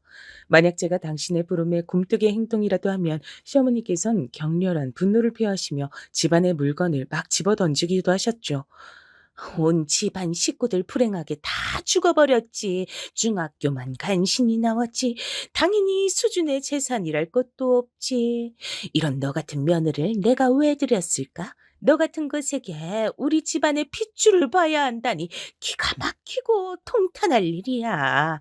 너 때문에 내가 화를 참고 사느라 아주 죽겠다. 이러다가 애기 태어나는 것도 보기 전에 내가 화병으로 죽지 않을까 싶네. 너는 나한테 조금이라도 미안한 게 있다면 네 죄를 항상 뉘우치는 마음으로 살아야 한다. 감히 너 같은 게 우리 집안에 발을 들인 중죄. 제가 더 나이가 들어서 치매가 걸리기 전까진 시어머니의 각종 막말을 절대 잊을 수 없을 것만 같아요. 스스로를 괜찮다며 달래봤으나 그게 다 결국은 제 안에서 상처로 남은 모양이었습니다. 제가 시어머니께 잘 보이려고 노력을 안 한 것도 절대 아니었죠. 오히려 매번 구박을 받으면서도 시어머니께 살가운 며느리가 되어보려고도 성격에도 맞지 않은 해사한 미소를 지으며 귀염성 있게 굴려고 많이 해봤었어요. 곁에 다가가 애써 이런저런 말씀도 붙여봤었고요. 그럼에도 항상 냉담한 반응에 부딪혀야만 했었죠. 너는 그냥 아무것도 하지 않는 게 그나마 가장 복이 낫단 생각도 내가 가끔은 드는구나. 그 모질한 대가리를 굴리지도 말고 보기만 해도 답답해서 사람 돌아가시게 만드는 행동 거지도 하지 말고 감히 나한테 의견을 내지도 말란 말이야. 애나 잘 낳고 고분고분하게 입이나 닥치고 살아. 그런 잔소리가 머리 위로 쏟아질 때면 수치심으로 얼굴이 뜨거워져서 고개를 들기가 어려웠던 기억이 납니다. 결혼 전의 인생과 결혼 후의 인생이 완벽하게 달라진 것 같아 그 이전까지의 저는 대체 어디로 사라졌는가 하는 궁금증도 들더라고요. 자신감이니 하는 감정들도 사라져 있었죠. 하루하루가 너무나도 우울했고 남들 다 있는 친정이 저한테는 없으니 이 세상에 제 편 하나도 없다는 생각이 들어 철저한 외톨이가 된 것만 같았죠. 그래서 전 아들이 정말 소중했습니다. 그런 모진 소리를 다 들어가며 제가 애지중지 뱃속에서 키워낸 아들이 세상에 태어났을 때 그간의 모든 서름이 씻겨 사라지는 것만 같은 느낌도 들었어요. 처음으로 시어머니께 칭찬 비슷한 것도 들어봤었죠. 아들 낳은 것만은 잘했다. 첫 판부터 바로 아들 낳았으니 이만하면 네가 대역죄인까지는 아닌 듯 싶구나. 고작 그런 것도 칭찬으로 생각해서 전 기뻤던 것 같아요. 자존감이 바닥을 치던 시절이었으니까요. 제 품에 안긴 아들을 볼 때마다 믿어지지 않을 만큼 행복한 기분이 몰려들었고 본격적인 육아를 시작하면서부턴 복잡한 기분이 들기 시작했었죠. 자꾸만 친정 엄마가 떠오르더라고요. 도대체 어떻게 그 모진 시집살이를 당하시면서 자식을 키워내셨던 건지 친정 엄마가 신기하고 존경스럽기만 했습니다. 일찍 떠나지 않으시고 제 곁에 계속 계셨더라면 제가 지금 이러고 살진 않았을 거라는 생각도 들었어요. 육신의 고통을 저버리고 떠나신 그곳에선 아버지와 남동생과 다 만나셨을지, 친할머니와는 어떤 대화를 하실지, 설마 그곳에서도 시집살이가 있는 건 아닐지, 이런 상상을 해볼 때면 현실을 잊고 푹 빠져 있을 수 있었죠. 그러다 상상을 마치고 현실로 돌아오면 무척이나 우울했습니다. 그랬던 절 잡아주었던 존재는 단연 아들이었죠. 팍팍한 현실을 부드럽게 만들고 제 눈에 보이는 잿빛 세상을 환한 햇빛만 가득한 세상으로 만들어주는 존재였습니다. 온 시댁 사람들이 다 제 아들을 예뻐했어요. 어린 녀석이 벌써부터 얼굴에 자기 할아버지와 삼촌이 보인다느니 어쩌느니 하는 소리를 해가면서 아들을 보면 다들 얼굴에 웃음꽃을 피웠습니다. 제가 숨만 쉬어도 경멸의 눈초를 보내시면서 끊임없이 구박을 해대셨던 시어머니의 화를 누그러뜨릴 수 있는 것도 아들뿐이었죠. 이러니 제가 아들이 기특해서 어쩔 줄을 모를 수밖에 없었죠. 동준아, 네가 이 엄마한테 어떤 의미인지 넌 아마 상상도 못할 거야. 엄마가 너를 낳기까지 정말 많은 일들이 있었단다. 대부분 힘든 일이었는데 동준이 네가 태어나줘서 이제 그 힘든 과거도 너무 서럽게 느껴지지만은 않는 일들이 됐어. 내가 널 낳길 정말 잘했구나 싶어. 다시 시간을 돌릴 수 있다고 해도 나는 너를 품을 거란다. 내 인생에서 최고는 우리 아들 동준이 바로 너야. 엄마가 앞으로 최고로 잘 키워줄게. 넌 아무 걱정 말고 무럭무럭 건강하게만 자라렴. 제 일상을 바꿔준 최고의 낙. 아들을 키우는 재미가 없었다면 전 살기 힘들었을 거예요. 둘째를 낳기까진 꽤 시간이 걸렸습니다. 6살 터울로 딸이 태어났죠. 시어머니께선 손자가 아닌 손녀는 별로 안 이쁘다고 그런 말씀을 입에 쉬 올리고는 하셨지만 시간이 가면서 호랑이의 이빨은 이미 빠져가고 있었습니다. 명랑한 딸은 자라나면서 자기 할머니가 어떤 모진 소리를 하시든 신경도 쓰지 않았고요. 매사에 당당했고 똑똑했어요. 시댁 사람들은 딸을 향해 저것이 딸이 아니고 아들이었으면 대단한 인물이 됐을 거다 이런 농담도 곧잘 하셨습니다. 하지만 딸은 그런 소리까지 신경 쓰지 않았죠. 시어머니께서 심장마비로 돌아가시고 나서 제가 마음이 너무 공허해져서 방황을 좀 했는데 그럴 때 딸이 저를 많이 위로해 줬었네요. 그래서 제가 다시 힘을 냈었죠. 남편의 일이 갑자기 힘들어지는 일도 있었습니다. 그때 저는 죽을 힘을 다해서 내조를 하며 남편이 다시 일어날 수 있도록 가진 애를 다 썼습니다. 그런 시기에도 아들은 존재만으로 저에게 위안을 주었지만 실질적으로 저에게 도움을 주는 건 언제나 딸이었다는 생각도 드네요. 다시 일어난 남편은 성공가도를 달리다가 간이 나빠져서 허무하게 세상을 떴습니다. 시댁 쪽에 간이 안 좋은 가족력이 좀 있었거든요. 그 영향을 받은 듯 싶었어요. 너무나도 허무했고 슬펐으나 자식들을 위해 제가 주저앉아 있을 순 없었습니다.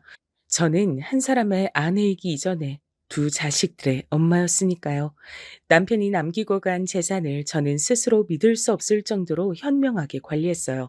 때로는 과감한 투자를 하기도 했고요. 그런 식으로 재산을 착실하게 불려나가며 관리를 했고 자식들을 결혼시켰습니다. 아들은 수더분하고 참하고 조용한 여자와 결혼했고요. 반면 딸은 활발하고 적극적인 남자와 결혼했습니다. 그리고 미국에서 일을 하게 된 사위를 따라 망설임 없이 떠났습니다. 저는 그 낯선 땅에서 사는 게 무섭지 않느냐고 했지만 딸은 오히려 즐겁다고 했어요. 사위는 능력이 출중한 인물이었고 그곳에서 딸은 조금의 어려움도 없이 지내기 시작했습니다. 아들과 며느리는 결혼하고 1년 만에 유산을 겪은 뒤 다시 2년 뒤에 또 한 번의 유산을 겪었어요. 어머님, 제가 아무래도 아이를 만나는 건 어려울 몸인가 봐요. 죄송하고 면목이 없습니다. 네가 가장 힘들 텐데 왜 나한테 그러니? 그러지 않아도 된다. 생기면 생기는 것이고 말면 마는 것이지. 너희들끼리만 잘 살아도 그걸로 좋게. 저는 집안이 변변찮다는 이유로 시집 올 때부터 제 앞에서 기가 죽어 있었던 며느리와 과거의 제가 겹쳐 보였고 안쓰러운 마음이 들어 잘해줬어요. 한 번도 시집살이를 시킨 적이 없었습니다. 오히려 이런저런 사회생활에서의 실패를 자꾸만 겪은 아들 때문에 제가 도리어 며느리에게 미안할 때가 많았죠. 저는 아들이 자기 생각만큼 일이 안 흘러간다고 해도 어찌됐든 계속 뭔가를 도전하면서 열심히 살기만 하면 그것으로 된 것이라 여겼습니다. 그런데 어느 날부터 아들이 저에게 재산 얘기를 꺼내더라고요. 어머니, 나중에 먼 훗날에 어머니 돌아가시고 나면 재산은 어떻게 되나요? 동민은 워낙 옛날부터 자기 앞가림 잘하던 녀석이었고 지금 미국에서 떵떵거리며 살고 있잖아요. 반면에 전 부끄럽게도 그 정도로는 못 살고 있고요. 저도 보란 듯이 해내긴 할 거지만 혹시 어머니가 저희한테 재산을 물려주신다고 미리 약속해 주시면 제가 더 힘을 내서 미래를 보고 살 수 있을 것만 같아요. 제가 심적으로 너무 힘들고 의지할 게 필요해서 그런가 봐요. 어머니가 잘 좀 생각을 해 주세요. 요컨대 제가 죽고 나면 그 재산을 자기가 받고 싶다며 그걸 미리 좀 해결을 해놔 달란 요청이었어요. 전 넌지시 딸에게 의사를 물어봤고 딸은 자기는 워낙 잘 살고 있고 앞으로도 걱정 없기 때문에 재산 문제는 제가 알아서 한다고 해도 전혀 상관하지 않을 거라 했습니다. 그러자 저는 마음이 흔들렸어요. 아들이 자꾸만 심적으로 약해진다 하니까 그렇다면 의지가 될 수 있도록 미리 재산 정리를 해두는 것이 낫지 않을까 싶어지더라고요. 게다가 며느리도 자꾸만 저에게 조심스런 태도로 재산 문제를 꺼냈습니다. 어차피 본인들이 제가 죽는 그날까지 절 들여다보며 살필 테니 저의 재산은 본인들에게 가는 것이 맞다는 얘기까지 하더군요. 한참 그런 소리를 들으며 지냈더니 저도 귀에 인이 박히는 것만 같았어요. 차라리 빨리 해결을 해버리자 싶어졌습니다. 나를 잡고 유언장을 작성하겠다고 말을 꺼내던 때 아들과 며느리가 무척이나 기뻐했어요. 며느리가 절 모시고 변호사 사무실에 가겠다고 하면서 일정부터 잡았고요. 왠지 모르게 절 휘둘려 가고 있었습니다. 그렇게 저는 변호사 사무실에 들렀고 제 아들에게 제 앞으로 된 재산을 상속하겠다는 유언장을 작성했습니다. 각오를 다 마친 일이라 아무렇지 않을 줄로만 알았는데 제가 죽고 난 이후의 일을 장담하고 있는 유언장을 작성하고 나니까 이거 기분이 정말 이상하더라고요.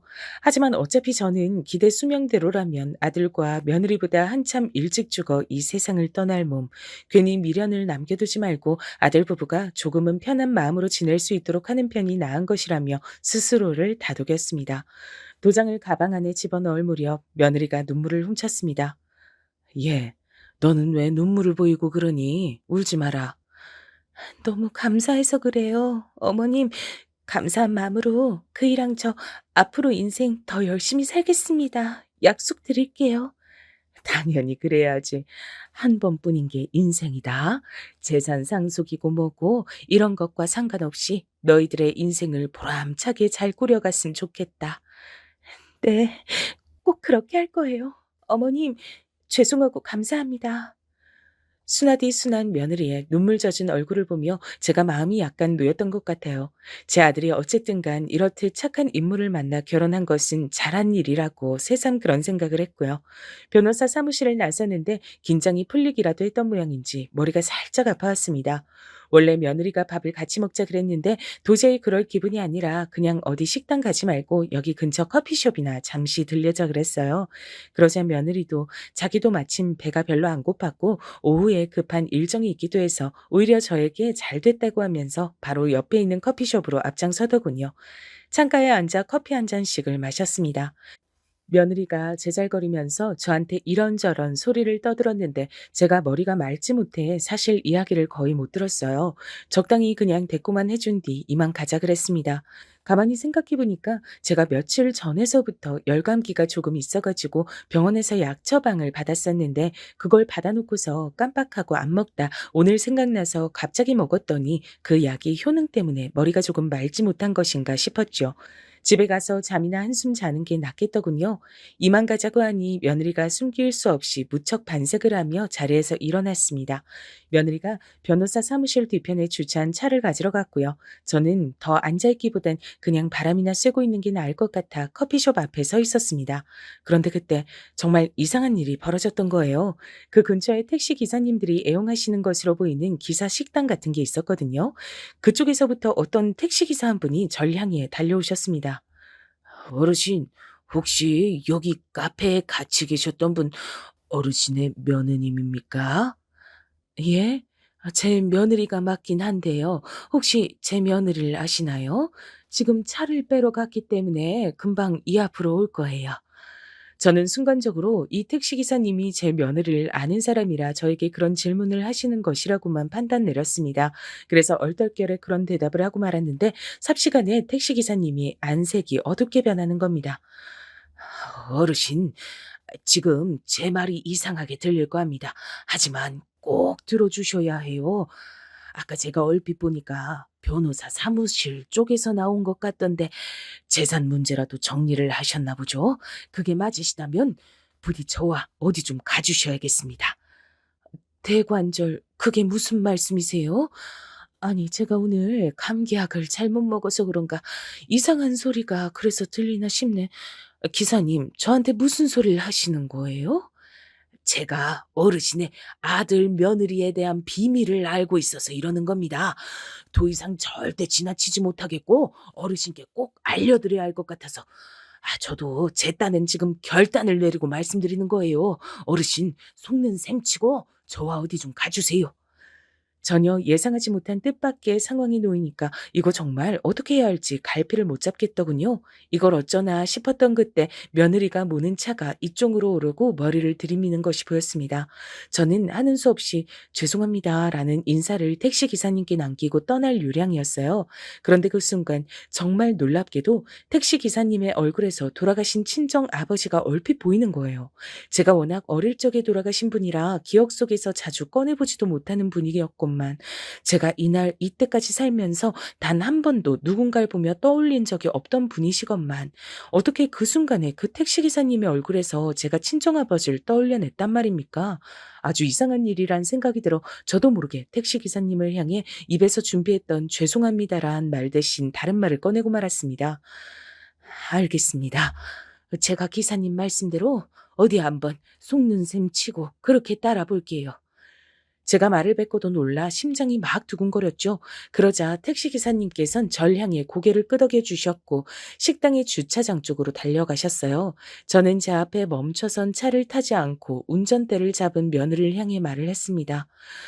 내가 갑자기 컨디션이 영 아니네. 지난주에 가본 병원에나 다시 들를까 싶다. 바람이나 쐴 겸 택시 타고 내 알아서 들어갈 테니까 넌 네 볼일 보고 들어가라. 그러시겠어요? 네, 알겠습니다, 어머니. 그럼 이따 연락드릴게요. 며느리가 얼떨떨해하면서도 금세 수긍을 하더라고요. 전 괜스레 유언장을 작성하고 나니까 며느리가 저한테 아쉽게 구는 것이 사라졌나 싶은 생각이 들었어요. 사람 마음이란 게 이토록 얄팍한 거구나 싶었습니다. 며느리의 차가 시야에서 안 보이게 된 뒤 택시의 한 대가 제 앞에 멈춰 섰습니다. 저는 조금 망설이다 뒷좌석에 올라탔어요. 택시 기사님께선 조금의 지체도 없이 출발하셨고 이제부터 저는 설명을 들을 차례였습니다. 어르신, 저는 어르신의 며느님을 합니다. 네, 그러신 걸로 보였어요. 근데 어찌 아시는지요? 제 아들도 아시는 모양이던데요. 저와 마치 친형제처럼 자라난 사촌 형이 있어요. 제가 지금 나이가 50인데 한 40대까지만 해도 젊은이들 마냥 시끄럽게 어울려 놀곤 했었습니다. 그런데 제 사촌 형이 언제부턴가 사람이 달라졌어요. 한 3년은 좋게 넘었죠. 자기 가정도 내팽개치고 자식들하고도 거의 연을 끊다시피 한 상태고 그러면서까지 어딘가에 빠져 있더라고요. 어느 날 그 사촌 형이 저에게도 자기가 믿는 것을 강력히 권하기에 그때 알았습니다. 그 형이 지독한 사이비에 빠져 있단 걸요. 생각지도 못한 이야기가 들려오자 가슴이 철렁 내려앉았어요.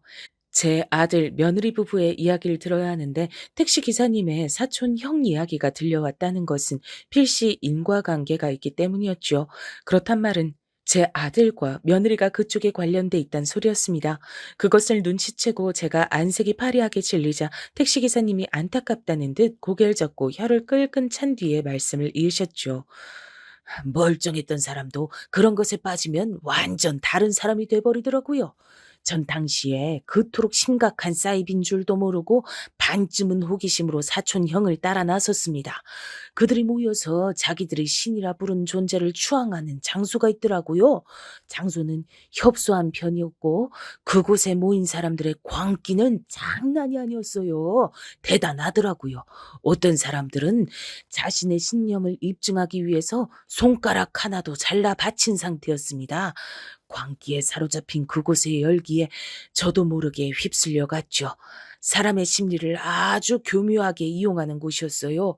그곳에서도 유독 적극적으로 움직이며 자신들의 몸과 마음을 바치겠다고 하던 부부가 있었는데 그 부부가 바로 어르신 아들과 며느리 되는 인물들이더라고요. 뭐라고요?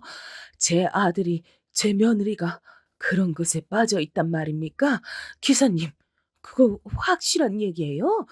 전 그 두 사람이 설마 사이비에 빠져 있다곤 전혀 상상도 못했어요. 눈치도 못 챘고요. 그럴 사람들이 절대 아닌데 어떻게 그런 것에 빠져 있단 것인지 당황스러워서 통 믿기가 어렵습니다. 어르신, 제가 그 두 사람을 안다고 쳐도 어떻게 제가 그 어르신과 두 사람의 관계를 알 수 있었겠습니까? 그 두 사람이 그곳에서 어르신을 몇 번이고 언급하며 사진도 제출을 했기 때문에 제가 알고 있는 거예요. 달리는 택시 안에서 저는 일생일대의 순간을 맞이하고 있었고 어느새 등줄기에 식은땀이 흐르는 게 느껴졌습니다. 이건 열감기 따위로 인한 게 아니었죠. 극심한 충격으로 인한 몸의 반응이었습니다. 저는 부디 제가 이 정신적 충격을 감당할 수 있길 바라며 택시기사님께 추가적인 설명을 바랬습니다. 그리고 저는 도저히 믿어지지가 않는, 아니 용을 쓰고서라도 믿고 싶어지지가 않는 얘기를 듣게 됐죠. 그 두 사람은 어르신을 공물이라고 칭했습니다. 어르신이 갖고 있는 집안 재산을 그곳에 다 갖다 바치겠다는 서약서까지 쓰는 걸 제가 직접 봤어요. 어르신을 잘 구슬려서 재산 받아내겠다 그러더군요. 살아있는 상태에서 재산 다 물려받는 건 아무래도 힘들 것 같고 재산이 어디로 흘러가는지 의심도 살 테니까 어르신 돌아가시고 나면 재산을 받는 모양새인 게 나을 것 같다 그랬죠. 교주란 인간이 그 두 사람에게 그런 조언을 날렸죠. 그 그러니까 제가 아들과 며느리에게 주고자 해서 사후에 넘기겠다고 한 저의 재산을 그 사이비가 다 꿀꺽한다는 얘긴가요? 저는 철저히 그들의 계략 안에서 움직인 거고요. 안타깝지만 네, 정리하자면 맞습니다. 그런 겁니다. 재산뿐만 아니라 그들은 어르신도 공물로 원하고 있었어요. 목숨을 제물로 바치는 거죠. 손가락 한 개 따위보다 훨씬 더 강하게 신념을 증명할 수 있는 길이라면서 어르신의 아들과 며느리 부분 무척이나 고무돼 있는 상태였습니다. 모든 걸 다 바치겠다면서. 그로 인해 자신들은 영원한 구원과 안식을 얻을 것이고 희생당한 어르신의 영혼도 좋은 데 갈 수 있을 거라고 그렇게 믿고 있어요. 저는 제 가슴을 치면서 어느새 눈물을 줄줄 흘리고 있었습니다. 제발 이 상황이 거짓이길 바랬죠. 이 말도 안 되는 모든 것이 가짜기만을 바랬어요. 그러나 택시가 멈춰선 도심을 벗어나자마자 나온 시골 동네의 어느 한적한 곳, 작은 터에 자리 잡은 건물을 보자마자 온몸에 피가 싸하게 식는 기분이 들었습니다. 택시 기사님께선 저에게 본인의 손수건을 내밀어 주셨고 안타깝다는 눈빛을 보내주신 뒤 지금은 아무도 없는 것 같으니 한번 내려서 저쪽을 둘러보자고 해주셨어요. 전 손수건으로 눈물을 찍어 닦으며 용기를 내기로 했습니다. 덜덜 떨리는 다리로 건물을 향했죠. 2층짜리 아담한 건물이었어요. 근데 어딘가 을씨년스러운 분위기가 풍기고 있었습니다. 문은 잠긴 상태였으나 뒤편으로 돌아갔던 택시 기사님께서 절 다급하게 부르셨습니다. 작은 뒷문이 안 잠겨 있다 했어요. 떨리는 심정으로 가봤지요. 내부로 들어서자 소름이 끼칠 만한 한기가 감돌고 있었어요. 밖에서 보기엔 분명히 창문이 있는 건물이었건만 희한하게 햇빛이 안 들어오더라고요. 택시기사님께선 사진이 있는 곳을 대강 안다고 하시며 절 인도하셨습니다. 그리고 전 그곳에서 이 황당무계한 사이비를 믿는 사람들의 사진을 발견할 수 있었습니다. 웃고 있으나 어딘가 결의에 찬 묘한 눈빛들을 한 사람들이 사진 속에 들어있었고 저는 그곳에서 제 아들과 며느리를 찾아냈어요. 제 아들이고 제 며느리네요. 맞네요. 맞아. 사진을 쥔 제 손이 주체할 수 없이 떨리고 있었고 어느새 다시 차오른 눈물로 인해 앞이 잘 보이질 않았습니다. 그런데 또렷하게 그 사진을 보기가 싫어 눈물을 그냥 두고 있었네요. 택시 기사님께서는 한숨을 내쉬시더니 어느 사진을 한 장 찾아 저에게 건네주셨어요. 전 뿌연 시야로 그 사진을 알아볼 수가 있었습니다. 그건 바로 제가 아들과 며느리와 셋이 찍은 사진이었으니까요. 제가 가운데에서 미소를 짓고 있었습니다. 택시 기사님이 알려주신 모든 내용이 사실이었단 걸 정확히 깨닫고 전 다리에 힘이 풀려서 그만 그대로 쓰러지듯 주저앉고 말았어요. 어르신, 괜찮으십니까? 어르신, 정신 좀 차려보세요. 일단 여기서 나가야겠습니다. 여기서 시간을 오래 끌면 위험해질 수도 있으니까요. 제가 부축을 해드릴 테니 어떻게든 힘을 내보세요. 어르신. 거의 혼절을 한 상태였던 전 택시기사님의 간곡한 부름에 간신히 정신 한 줄기를 붙잡아냈습니다. 택시기사님의 부축을 받으며 힘들게 그곳을 빠져나왔고 다시 택시 뒷좌석에 앉고 나서야 조금은 정신이 드는 기분이었어요. 어떻게 이런 일이? 전 그동안 아무것도 모르고 전혀 아무런 눈치도 못 채고 그러고서 살았습니다. 기사님, 이제 전 어쩌면 좋단 말입니까? 어르신, 아들, 며느리 말고 의지하실 다른 가족은 없으신가요? 그쪽에 우선 몸을 맡기시는 게 낫겠어요. 그리고 당연한 소리지만 유언장도 없던 일로 하셔야죠. 안 그랬다간 어르신이 정말로 금방 위험해지실 수도 있는 일입니다. 저는 제가 사촌 형 따라 그곳에 발을 들였던 것부터 유독 눈에 들어왔던 부부의 얼굴을 잘 기억해 둔 것, 그리고 어르신의 사진을 몇 번이고 받았던 것, 제가 잘 가는 식당 앞에서 어르신 발견한 거, 이 모든 것들이 결코 우연이라 생각하질 않습니다. 저는 사이비에 빠질 뻔했다 정신을 다 잡은 사람으로서 신이 있는지 없는지 그것에 대한 확신이 전혀 없는 사람이지만 만약에 신이 정말로 존재한다면 바로 지금 이 순간을 어르신을 위해 상황을 준비한 것이 틀림없다 생각드네요. 어르신은 재산도 지키시고 목숨도 지키실 운명인 겁니다. 저는 택시 안에서 오열을 하며 저에게 딸이 있다는 이야기를 부르짖듯이 한참 내뱉었습니다. 2억 마일리 외국 땅에 나가 있는 저희 딸이 그 순간 사무치게 보고 싶었습니다. 딸이라서 여자라서 차별을 받고 모진 소리를 들어본 적이 있었던 제가 딸을 낳고서 아들을 더 위하고 차별을 해온 점이 분명히 있다는 생각에 가슴이 아팠습니다. 아무리 딸이 유복하고 잘 살고 있다고 해도 아들에게만 재산을 다 몰아주려고 했던 것을, 그것을 딸이 섭섭하게 생각할 것이란 점도 그제서야 깨달았습니다. 제가 눈뜬 장님이었어요. 전 딸에게 전화를 해서 이 모든 사실을 털어놨습니다. 제가 알고 있는 것 중에서 털어놓지 않은 것은 없었죠. 그러자 딸이 난리가 났고 사이비에 빠진 사람은 도박에 중독된 사람보다 해결책이 없다고 하며 맘 같아선 자기 오빠하고 새언니한테 다 따지고 들며 해결을 보고 싶지만 냉정하게 보자면 그들을 저버리는 것이 우선이라 했습니다. 살짝 열감기가 있었고 병원에 처방도 있었던 저는 그것을 핑계 삼아 유언장을 작성할 당시에 심신미약 상태였다 주장을 했고요. 변호사 사무실에서 그것을 직접 해결을 받습니다. 그리고 신변을 어느 정도 빠르게 정리를 한 뒤 딸이 있는 미국으로 떠났습니다. 일부러 당일까지 아들과 며느리에게 알리지 않았어요. 제발 미리 두 사람에게 알리지 말라고 딸과 사이가 간청을 해댔기 때문입니다. 미리 알렸다가 무슨 사달이 날지 모른다고 했어요. 그 정도로 아들과 며느리가 위험한 사이비에 빠져 있단 것 같아서 가슴이 미어졌습니다. 동미가 너무 보고 싶어서 미국에 다녀오려고 한다. 가서 언제 돌아올진 모르겠지만 좋은 시간 보내다가 오려고 해.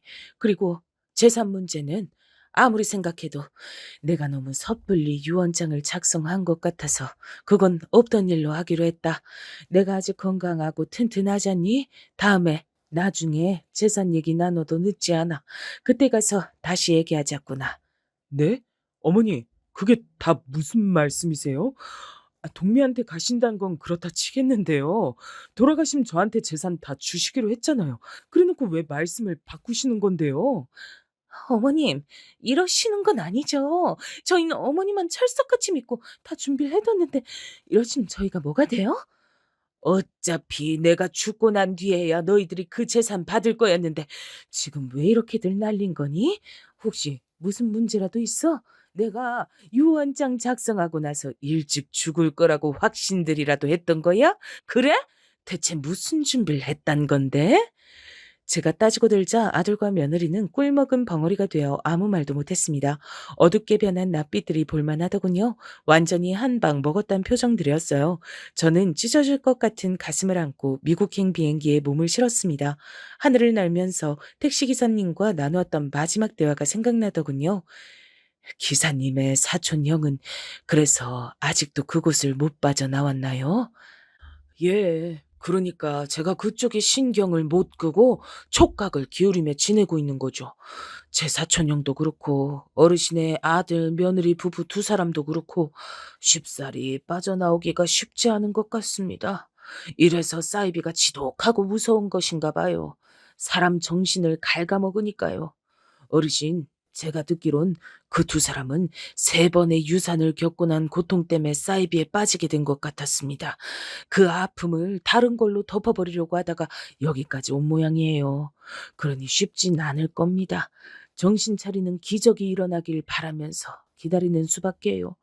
부디 저나 어르신이나 좋은 소식 살면서 접할 수 있었으면 좋겠네요.